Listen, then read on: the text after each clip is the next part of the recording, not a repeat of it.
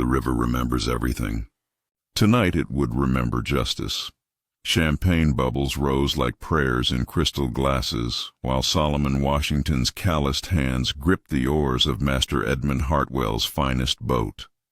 4 white men laughed behind him, the master and his 3 sons, James, William, and Thomas, their voices cutting through the winter air like knives through silk. They had no idea they were rowing toward their judgment. The James River stretched before them, black as Solomon's skin, cold as the master's heart. Moonlight danced on its surface, each ripple a whispered promise of what was to come. In the distance, Richmond's church bells would soon ring in 1852. But tonight belonged to older gods, gods who demanded payment for 20 years of broken promises. Solomon's daughter had screamed for 3 days after the whipping. 20 lashes across her 12-year-old back because she'd dropped Master Edmund's precious tobacco pouch. 20 lashes to remind Solomon what happened when property forgot its place. But Solomon remembered other things too. 20 years ago, Master Edmund had promised freedom for him, for his wife Sarah, for whatever children they might have. "Serve me well, Solomon," the master had said, "and I'll see you free by your 40th birthday." Solomon was 42 now. Sarah was sold to a plantation in Georgia 3 years past. His daughter bore scars that would never fade. And Master Edmund? He'd bought himself a new carriage with the money from Sarah's sale. The river whispered its ancient song. What goes down, stays down. Row faster, Solomon. Master Edmund barked, his breath visible in puffs of arrogance. "We want to reach the deep water for our New Year's toast." Deep water. How perfectly appropriate. James Hartwell, 28 and cruel as winter, passed around a silver flask. "To another profitable year of keeping our property in line." William, 25, raised his glass high. "To Father's wisdom in breeding strong backs." Thomas, barely 21, already drunk on privilege and whiskey, stood unsteadily. "To Solomon here, our most obedient beast." They laughed. Demons dressed as gentlemen, celebrating their dominion over human souls, while the very man they'd destroyed rode them toward their reckoning. Solomon's jaw tightened, but his stroke remained steady. Patience. The river was almost ready. Before we continue with Solomon's story of justice, drop a comment below. Where are you watching from? And what time is it where you are? Share this moment with viewers around the world. And don't forget to subscribe, because stories like Solomon's deserve to be remembered. "This is far enough," Solomon said quietly. His voice carrying across the water like a prayer finally answered. "What did you say, boy?" Master Edmund's voice cracked like a whip. Solomon shipped the oars and stood slowly, the boat rocking beneath 42 years of suppressed rage. I said, "This is far enough." The moonlight caught the scars on Solomon's wrists. Scars from the chains, scars from the whips, scars from 2 decades of believing in a white man's promise. But tonight, those scars became symbols of something else entirely. Power. "You see, Master," Solomon's voice was steady as stone. "You taught me many things. How to read the river's moods, how to navigate its currents, how to know when the water's deep enough that a man might never surface again." The boat lurched. Master Edmund reached for his pistol. But Solomon was already moving. 42. Years of rage compressed into one perfect moment of justice. The James River opened its arms to receive its offering. When the church bells finally rang that New Year's morning, they rang for the dead, 4 bodies that the river would keep as payment for 20 years of stolen promises. 4 demons who learned too late that even the most patient man has limits. This is the true story of Solomon Washington, field slave, boat handler, and the man who turned New Year's Eve 1851 into a night when the James River finally collected what it was owed. This is the story of how one man transformed from victim to vessel of justice, proving that sometimes the oppressed must become the storm. While the plantation's great house glowed with New Year's Eve lanterns, casting golden shadows across manicured lawns that had never known a slave's blood, Solomon Washington sat on the muddy banks of the James River, mending nets by moonlight. The contrast was deliberate, Master Edmund Hartwell's reminder that even on this night of celebration, there was no rest for property. The river lapped against the wooden dock where Solomon's boat waited, faithful as a hound. 22 years he'd worked these waters, hauling tobacco barrels to Richmond, ferrying guests to riverside parties, navigating currents that could swallow a man whole. The boat knew his hands better than any woman ever had. Tonight it would serve a different purpose. Inside the mansion, violin music drifted through tall windows where silk curtains caught candlelight like captured stars. Ladies in emerald gowns swayed with gentlemen in tailored coats, their laughter sharp as crystal breaking. They danced on floors polished by Solomon's wife Sarah, on rugs beaten clean by Solomon's daughter Mercy, in rooms warmed by fires Solomon himself had split the wood for. But Sarah was gone now. Mercy bore the scars. And Solomon? Solomon had learned to smile with his mouth while his eyes planned murder. The memory came without warning, as they always did. 3 years passed, a humid August afternoon when the tobacco hung heavy and golden in the fields. Solomon had been loading barrels onto his boat when he heard Sarah's voice rise above the others, not in song as it usually did, but in something approaching panic. "Master Edmund, sir, you promised. 20 years come September. You said we'd have our papers." Solomon's hands had stilled on the rope. Through the willow branches, he could see his wife standing before the master on the mansion's back porch. Her head respectfully bowed, but her voice carrying the weight of 2 decades' faith. Master Edmund had laughed then, not the cruel laugh Solomon knew well, but something worse, dismissive, amused. "Promises, Sarah? I promised you'd be well treated if you served faithfully. And haven't you been?" "Yes, sir, but you said—" "I said many things. I say many things. But a promise to a slave?" He'd shaken his head as if explaining arithmetic to a child. Now that would be a peculiar thing indeed. The sound that came from Sarah then wasn't quite a sob, wasn't quite a scream. It was the sound of hope dying, and Solomon had felt something die in his own chest to match it. 2 weeks later, a well-dressed stranger arrived with papers in a wagon. Solomon had been loading his boat when he heard Mercy's voice cut through the morning air like a blade through silk. "Mama! Mama, where are they taking you?" By the time Solomon reached the yard, Sarah was already in chains. Her eyes found his across the dusty space between them. And in that moment, 20 years of stolen dreams passed between them like a current too strong to fight. "Take care of our girl," she'd whispered. Those were the last words his wife ever spoke to him. The violin music from the mansion grew louder, more frenzied, as if the guests were trying to drown out the ghosts that lived in the shadows of their prosperity. Solomon's fingers worked automatically on the nets, muscle memory carved by decades of servitude, while his mind drifted to darker waters. He'd tried to be the father Sarah would have wanted him to be. Tried to teach Mercy to keep her head down, her voice soft, her hope buried deep where white folks couldn't see it and decide to crush it for sport. But Mercy had her mother's fire, her mother's faith in justice that didn't exist for people like them. The whipping had happened just 3 weeks ago. Master Edmund's tobacco pouch, the one carved from ivory by craftsmen whose names had been lost to history, had slipped from Mercy's 12-year-old fingers while she'd been cleaning his study. It had fallen onto the stone hearth, chipping the delicate scrollwork that decorated its surface. Such a small thing, such a meaningless thing. But Master Edmund had seen it as an opportunity for education.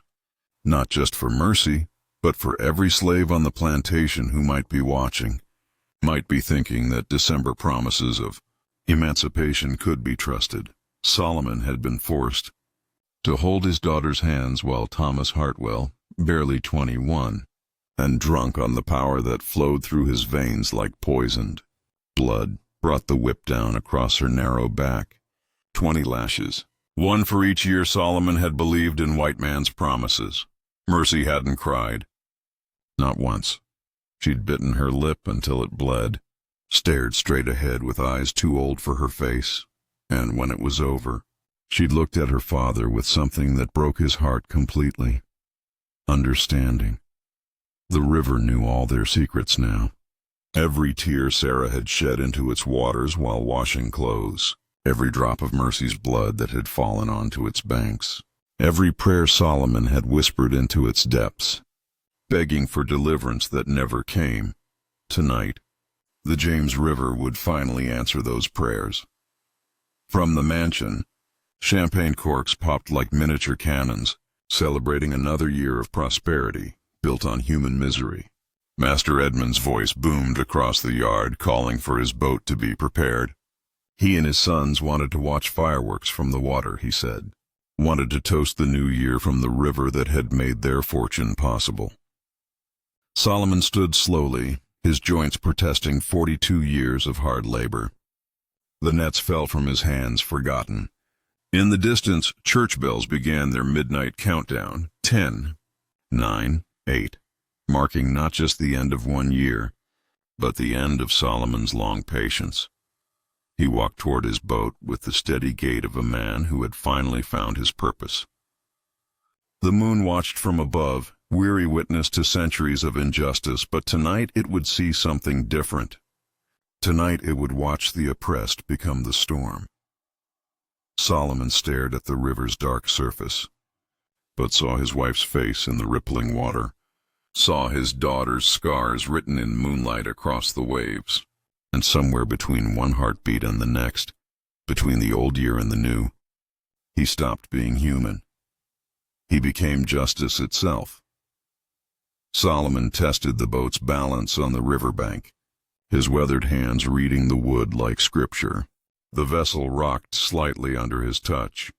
A 20-foot cypress skiff that had carried him through 2 decades of servitude, now destined for darker waters.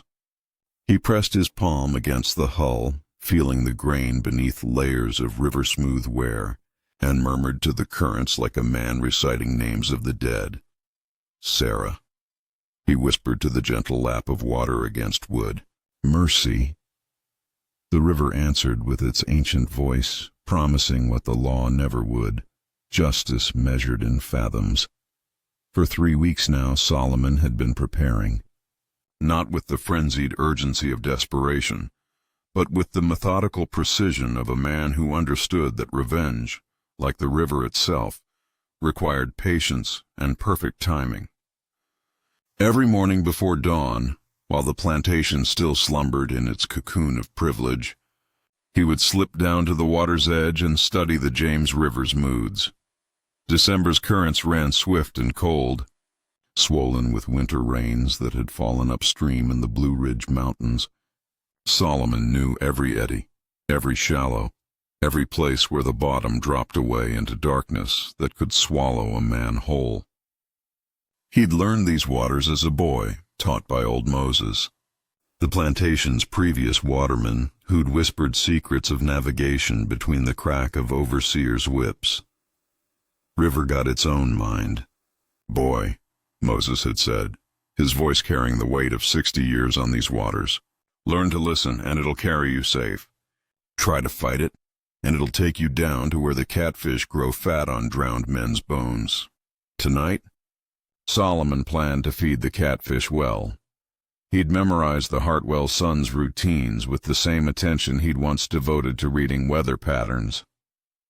James, the eldest at 28, always stood at the boat's bow during river excursions, his greedy eyes scanning the water as if calculating its monetary value. The fool believed ownership extended beyond the plantation's borders, that even the ancient James River belonged to him by birthright.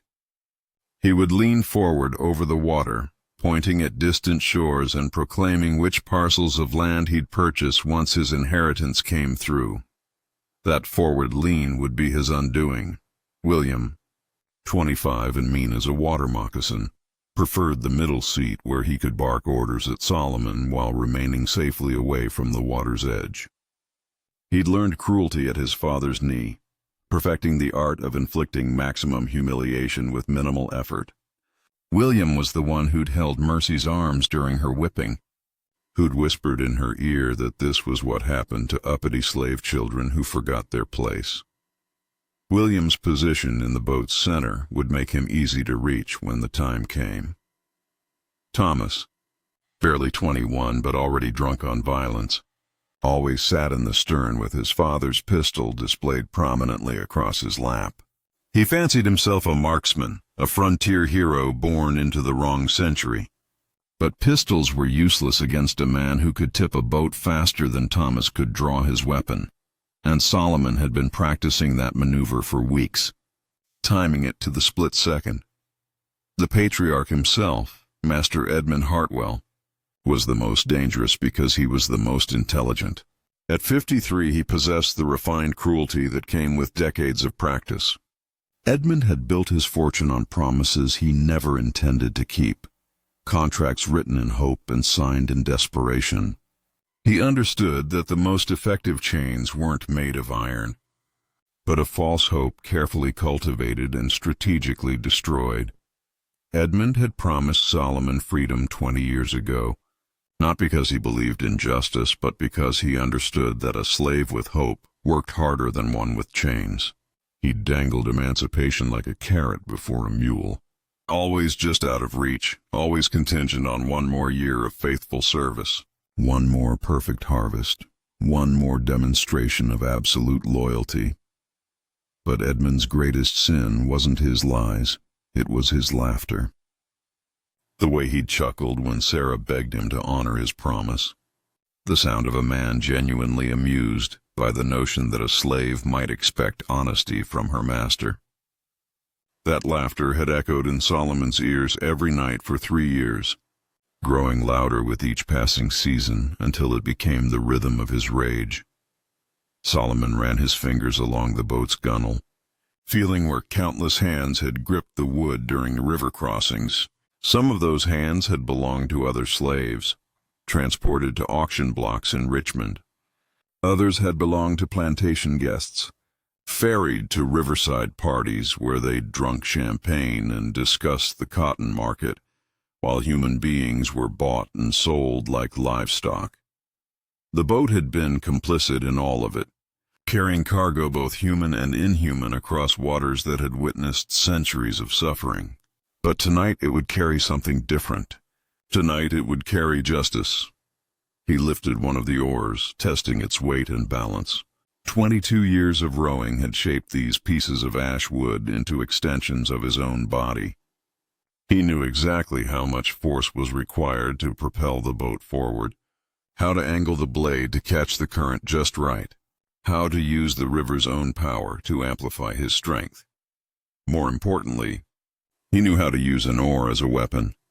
The plantation's great house glowed in the distance, every window ablaze with New Year's Eve celebration. Shadows moved behind the glass, well-dressed figures toasting their prosperity with wine that cost more than most slaves earned in a lifetime. Their laughter carried across the water, sharp and brittle as ice breaking. Solomon had served at dozens of such parties, standing silent and invisible while white folks discussed politics and philosophy, business and pleasure.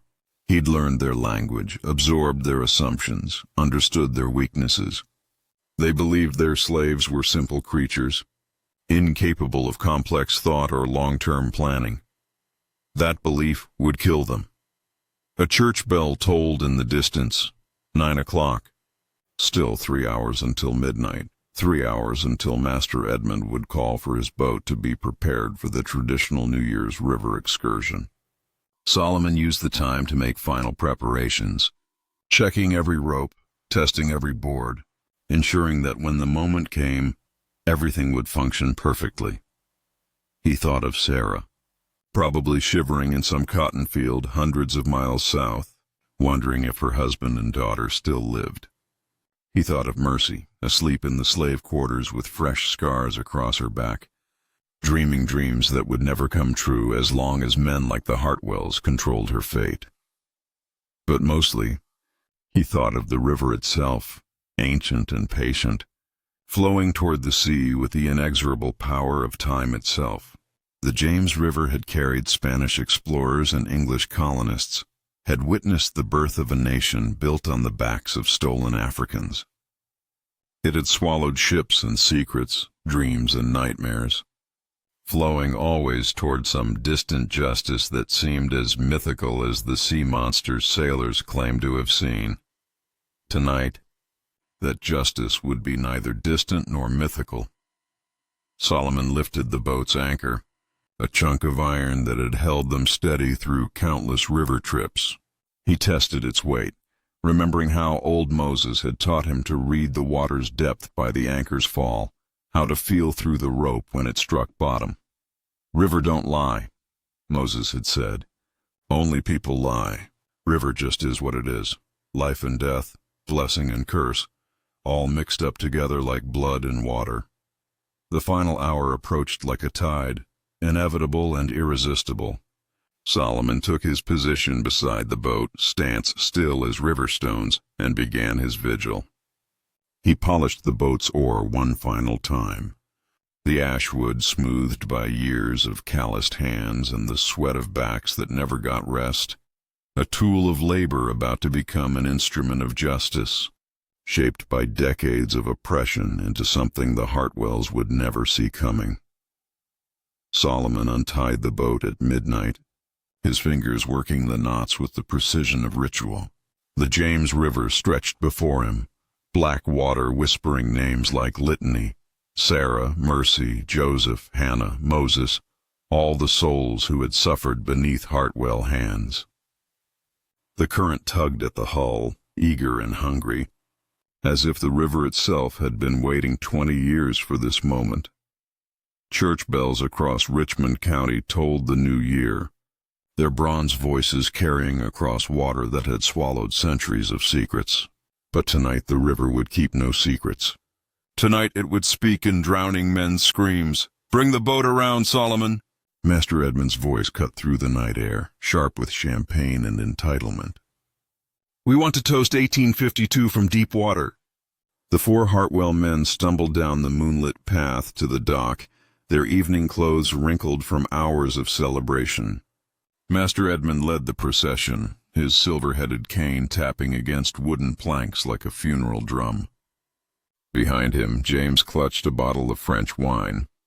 William carried a leather satchel of cigars, and Thomas gripped his father's pistol with the eager anticipation of a boy with a new toy. They had no idea they were walking toward their judgment. Solomon steadied the boat against the dock, his movements silent as river fog. "Evening, Master Edmund. Where would you like to go tonight?" "To the deep channel, boy, where the water runs cold and the fish grow fat." Edmund stepped into the boat with the confidence of a man who had never questioned his dominion over anything, water, land, or human souls. "We want to watch the fireworks from Richmond, see how our investments are celebrating." One by one, they took their positions. James at the bow, already pointing his wine bottle toward distant shorelights like a conquering general. William in the middle seat, his whip coiled at his belt even during celebration. Thomas in the stern, pistol across his lap, eyes scanning the darkness for threats that would never come from the direction he was watching. And Master Edmund beside Solomon at the rowing position, close enough that Solomon could smell the brandy on his breath, the tobacco in his clothes, the lingering scent of his wife's perfume, luxuries purchased with the sale of Solomon's family. Solomon pushed off from the dock, oars cutting through water that seemed to part with unusual eagerness. The current caught them immediately, stronger than it should have been for December, pulling them toward the deep channel where the bottom dropped away into darkness that had never seen sunlight. Tell me, Solomon, Master Edmund said conversationally as they glided into deeper water.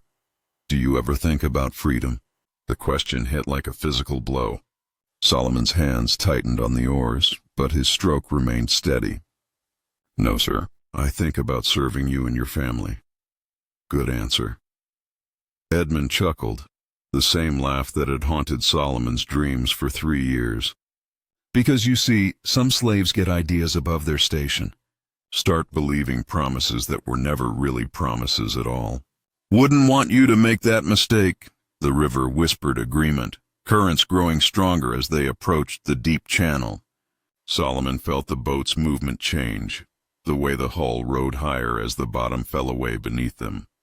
Here, the James River was 60 feet deep in places, cold and dark as a grave. This looks perfect, James announced from the bow, leaning forward to peer into the water. Deep enough to drown Richmond's noise, isolated enough for proper celebration, deep enough to drown more than noise. Solomon shipped the oars and let the current hold them steady. The boat rocked gently, lulled by water that moved with ancient patience. In the distance, fireworks began exploding over Richmond, bursts of red and gold that reflected off the river's surface like scattered coins. A toast. Master Edmund raised his silver flask. To 1852, to prosperity, to keeping our property in line. They drank, these demons dressed as gentlemen, celebrating another year of human misery, while the very man they'd destroyed sat 3 feet away, planning their deaths. The irony was so perfect it felt ordained. Solomon reached for the fishing net coiled in the boat's bottom, ostensibly to clear debris from their path. His fingers found the hemp rope, worn smooth by years of use, strong enough to bind struggling men beneath dark water. You know, Father, William said, his voice thick with wine and cruelty. We should bring that little slave girl, what's her name, Mercy? Out here sometime. Teach her what happens when children drop their master's belongings.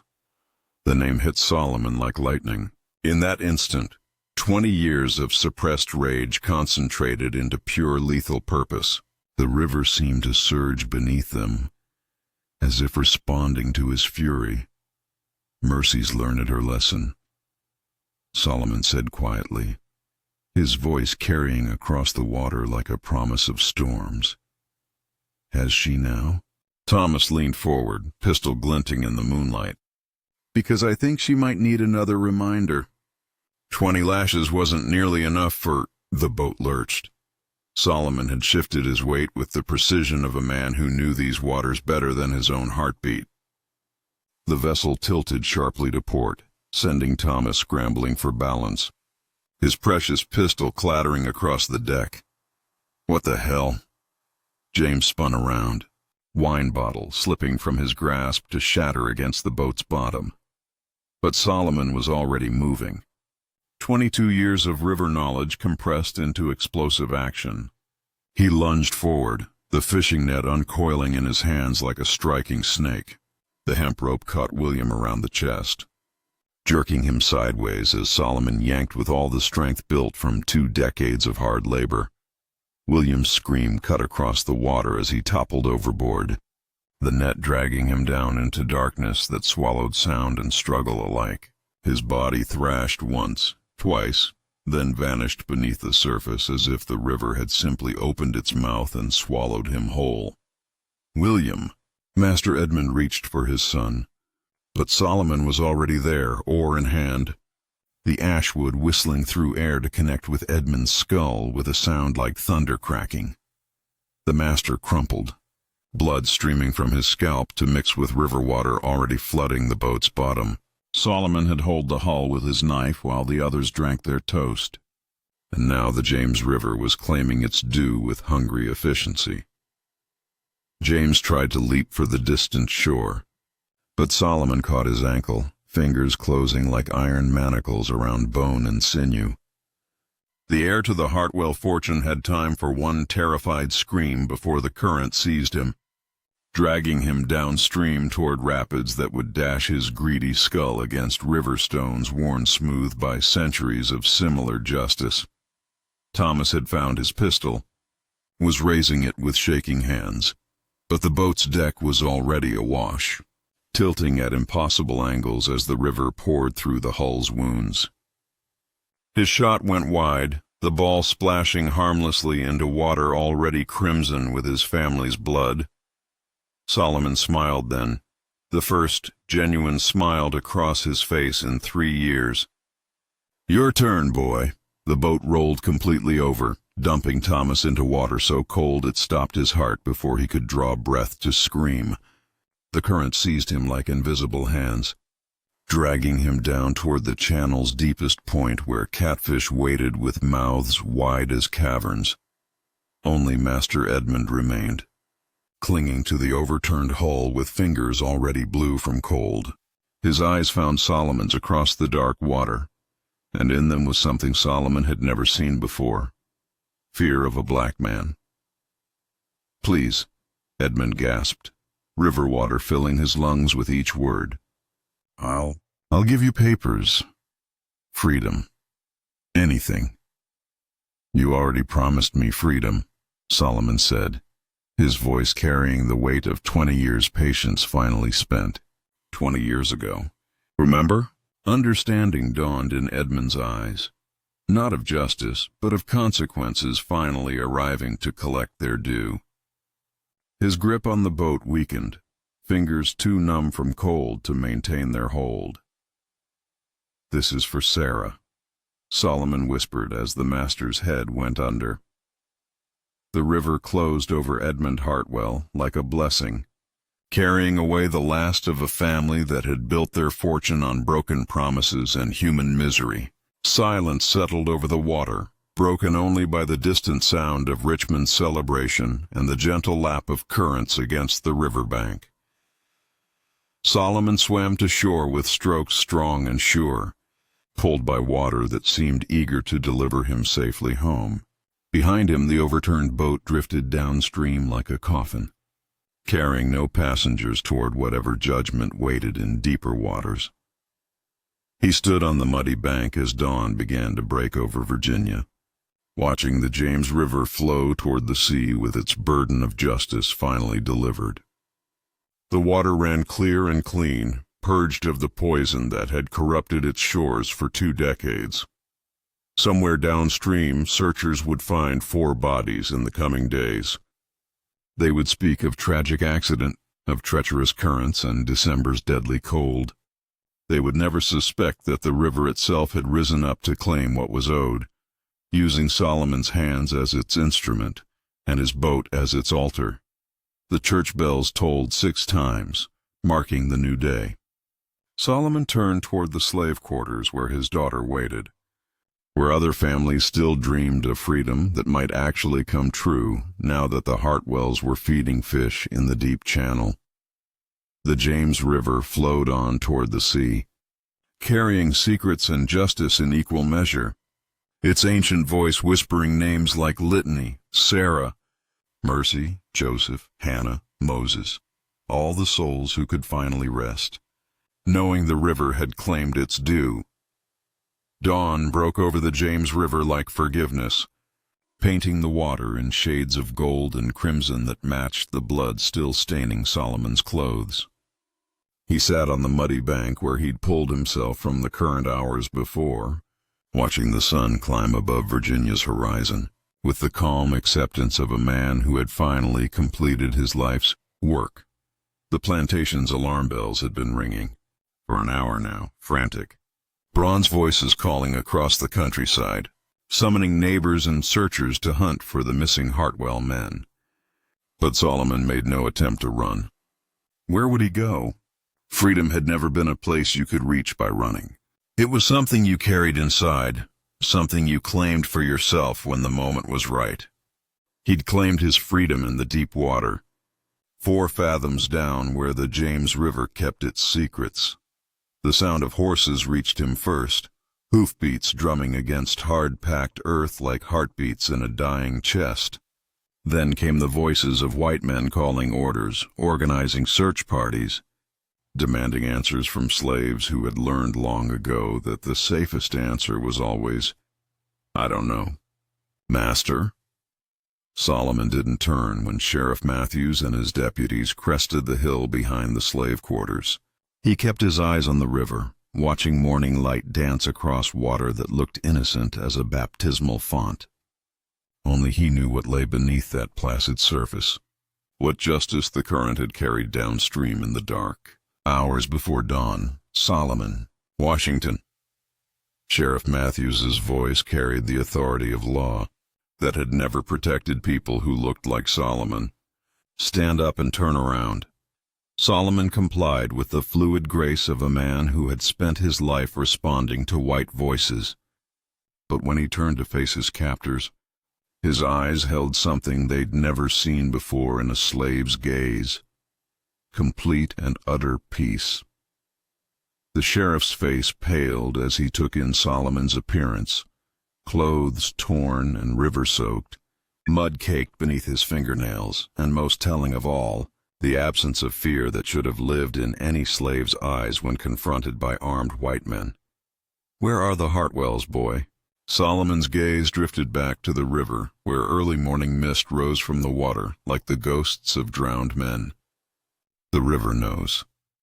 They found the overturned boat 3 miles downstream, tangled in the roots of an ancient cypress that had stood sentinel over the James River since before the first slave ship touched Virginia's shores.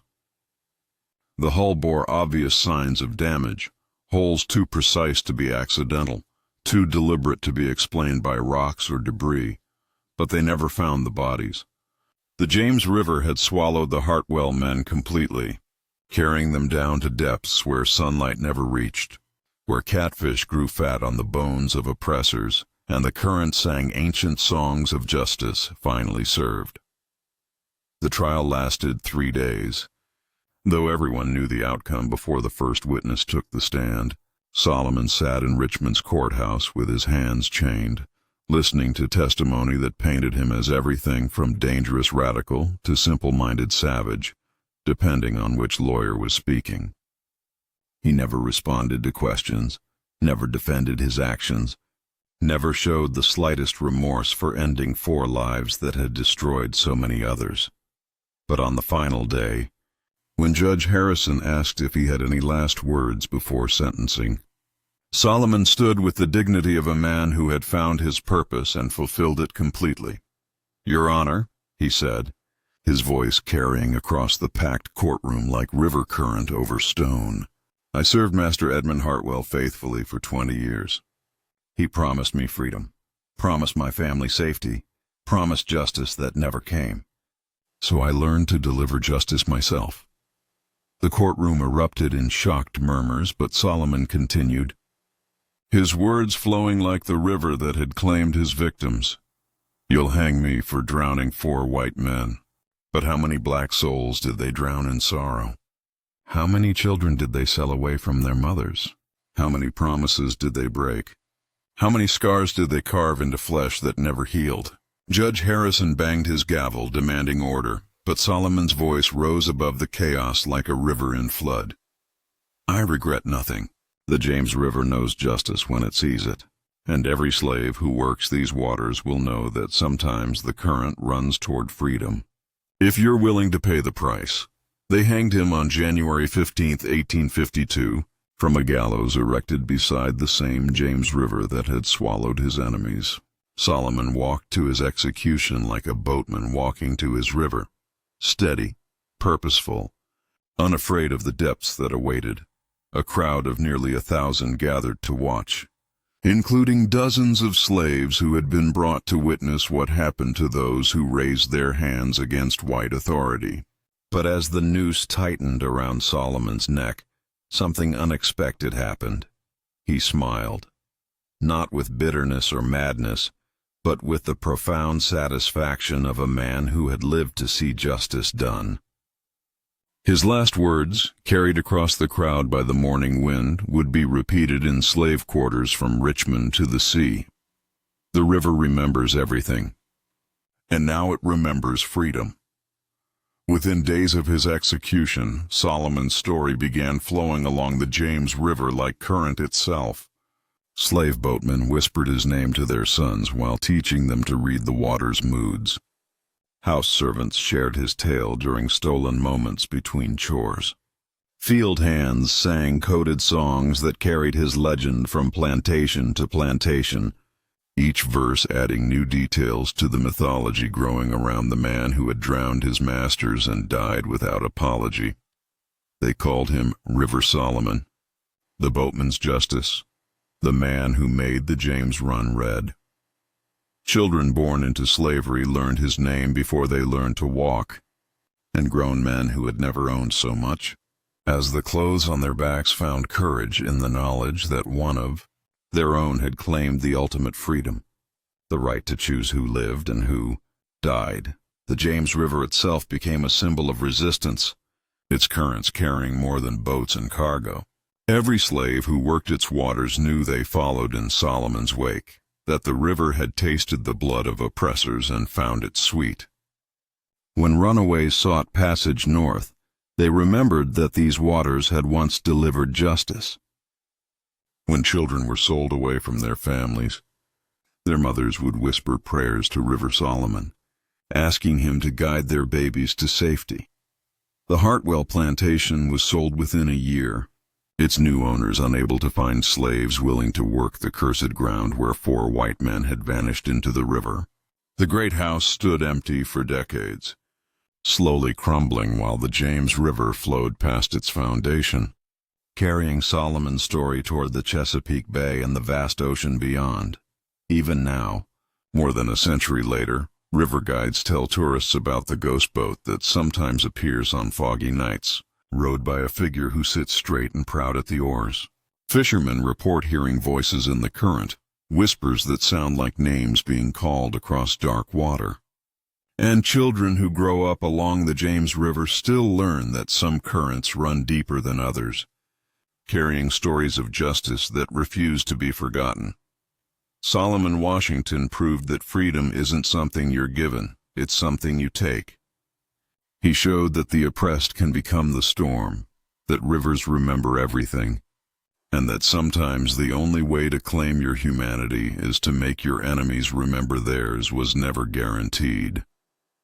If this story flows through you like the James River flows toward the sea, if you believe that some currents carry more than water, then subscribe to keep these stories alive. Share this with those who carry memory like Solomon carried his oars, steady, purposeful, and ready to change the course of history when the moment demands it, because the river still remembers, and it's still flowing toward freedom.